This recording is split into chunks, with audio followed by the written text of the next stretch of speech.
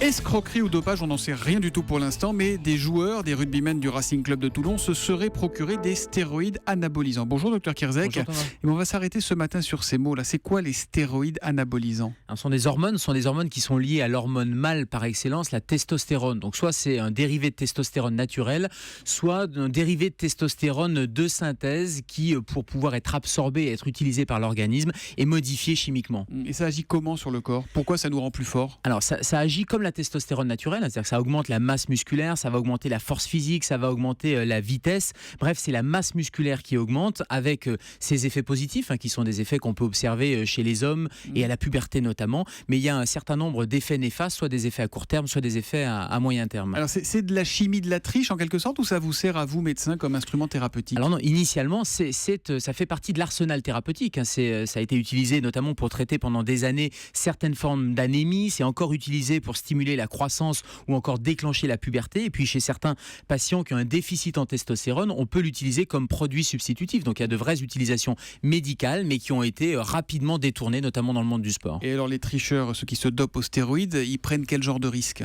Alors ce sont des risques à court terme et des risques à long terme. Des risques à court terme, c'est une augmentation du cholestérol, c'est des poussées d'acné, une chute des cheveux. Bref, tous les effets androgéniques, tous les effets de la testostérone, de cette hormone mâle. Mais il y a des effets beaucoup plus graves, et notamment d'hypertension artérielle, de lésions du foie, voire de lésions cardiaques. Et il y a une mise en garde aux USA qui est très récente, qui date de quelques mois, puisque certains cas de patients dopés à la testostérone ont des effets à titre de thrombose veineuse, d'embolie pulmonaire, bref, des effets gravissimes. Et est-ce qu'on a tous dans nos pharmacies finalement des produits qui peuvent être dopants sans le savoir ? Oui, ça permet d'attirer l'attention sur médicaments et sport. Alors sport en compétition ou hors compétition. Et il y a des médicaments beaucoup plus anodins, notamment les bêta-2-mimétiques, vous savez, ces sprays que les asthmatiques vont prendre, qui sont des médicaments qui sont classés comme dopants.